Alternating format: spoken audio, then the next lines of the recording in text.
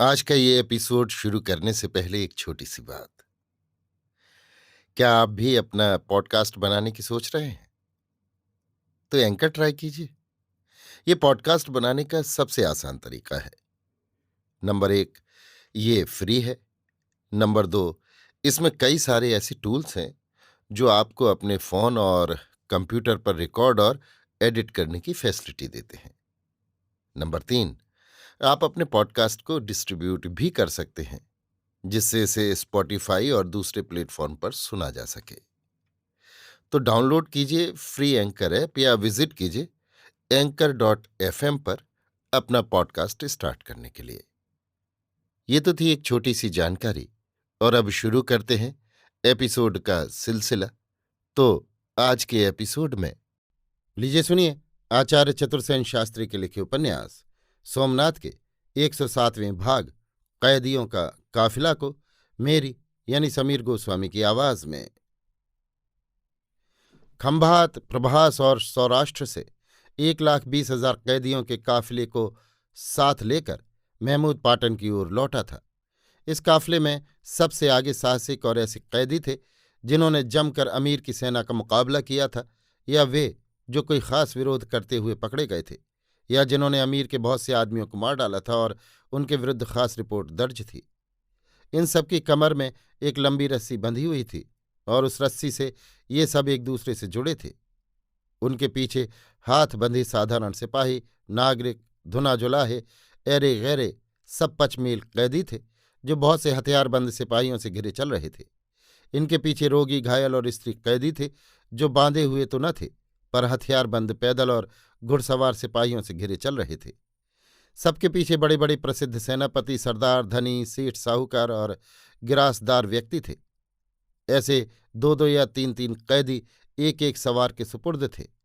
वे उनकी कमर में रस्सी बांध उनको मजबूती से घोड़े की काठी में अटका नंगी तलवार उनके सिर पर घुमाते हुए बढ़े चले जा रहे थे। मीलों तक लंबाई में नभागे कैदियों की कतार बनी हुई थी। उनमें बहुत से जार जार रोते, आंसू बहाते, छाती कूटते, गिरते पड़ते साथियों के साथ घिसटते बढ़े चले जा रहे थे। रोगियों और घायलों की दशा और भी खराब थी। उनमें बहुत से चलने फिरने के योग्य भी न थे, फिर भी उन्हें सवारों के साथ घिसटना पड़ता था। उनके घावों की मरहम पट्टी भी नहीं की गई थी। बहुत के घाव सड़ गए थे, बहुतों के घावों से लहू बह रहा था, परंतु वहां कोई किसी का मिजाज पुरसा न था। स्त्रियों की दशा और भी दर्दनाक थी। इनमें अनेक गर्भिणी, आसन्न प्रसवा एवं प्रसूताएं थीं। बहुत सी स्त्रियों की गोद में बच्चों का बोझ था जो भूख, प्यास और गर्द गुबार से व्याकुल होकर रो पीट रहे थे। उनकी अभाग्नि माताएं भी रोकर उनका साथ दे रही थीं। बहुत सी कुलवधू, नववधू और कुमारिकाएं ऐसी थीं जिन्होंने घर की दहलीज से बाहर कभी पैर भी न रखा था, परपुरुष की कभी सूरत भी न देखी थी, परंतु देव दुर्विपाक से उन्हें इन दुर्दांत निर्दय डाकुओं के साथ चलना पड़ रहा था। उनके पैर लहूलुहान हो गए थे और चलने की शक्ति न रही थी, परंतु बिना चले कोई चारा न था। कोई घायल रोगी या स्त्री कैदी यदि चलते चलते गिर जाता तो उसके लिए रुकने की किसी को आवश्यकता न थी। लाखों मनुष्य और घोड़े उन्हें कुचलते रौंदते उनके ऊपर से गुजर जाते थे और उन्हें वहीं मृत्यु उस वेदना से छुटकारा दे देती थी। जो कोई चलने में ढील करता, अटकता, उस पर ऊपर से चाबुक बरसते थे। जो भागने की चेष्टा करता उसका तुरंत सिर काट लिया जाता था। आसमान धूल से भर गया था। आगे वाले कैदियों की धूल पीछे वालों के सिर पर पड़ती थी। 10 मील चलने के बाद लश्कर का पड़ाव पड़ता, तब इन अभागे कैदियों को भी भोजन विश्राम मिलता। विश्राम को न बिस्तरा, न बिछौना, न छाया, सारी ही सुविधा के स्थान सिपाही घेर लेते। इन भाग्यहीनों को खुली धूप या खुले आकाश के नीचे नंगी जमीन पर कंकड़ पत्थरों पर पड़े रहना पड़ता था। भोजन की दशा बहुत खराब थी। बहुत कम लोगों को भोजन मिलता था, वो भी कदन्न। बहुत से बिना भोजन के रह जाते। जो भोजन मिलता वो अति निकृष्ट होता था। यदि पास पड़ोस में कोई गांव होता तो इन कैदियों को रस्सियों से बांधकर वहां सिपाही ले जाते, जहां वे गांव वालों से भीख मांगते।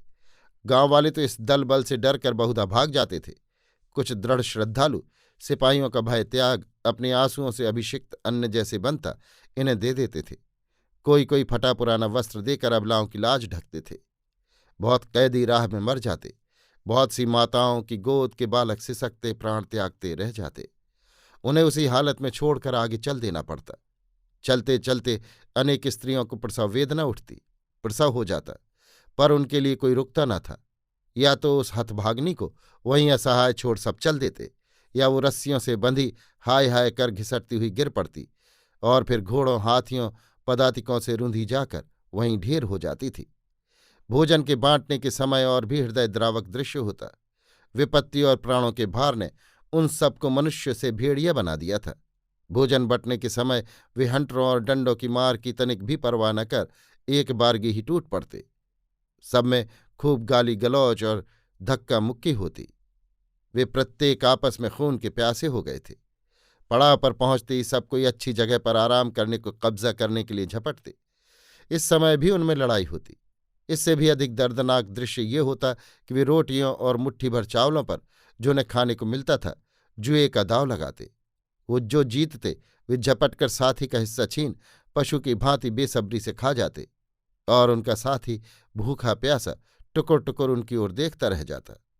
शोर, हाहाकार, क्रंदन और अव्यवस्था का अंत न था। राह में और पड़ाव में भी बहुत स्त्री पुरुष कैदी मर जाते थे। उन्हें यूं छोड़ शेष कैदियों को संग लेकर सिपाही चल देते थे। ऐसा प्रतीत होता था मानवता पृथ्वी से उठ गई है और सारा संसार नरक की आग में जल रहा है। विशिष्ट कैदियों को सबसे प्रथम ठहराया जाता था। पड़ाव पर पहुंचते ही उनका ये काम होता कि स्थान को झाड़ बुहार कर साफ करें, फिर उन्हें आगे रवाना कर दिया जाता था। वे बहुधा अपना भोजन रोगियों, स्त्रियों और घायलों को दे देते थे तथा स्वयं अनाहार रह जाते थे। स्त्रियों पर अत्याचार रोकने में वे कभी कभी जान पर खेल कर सिपाहियों से लड़ पड़ते थे, परंतु सिपाहियों को दया माया छू तक नहीं गई थी। मनुष्य के जीवन का उनके लिए कोई मूल्य न था। वे कठोरता और क्रूरता की साक्षात मूर्ति थे।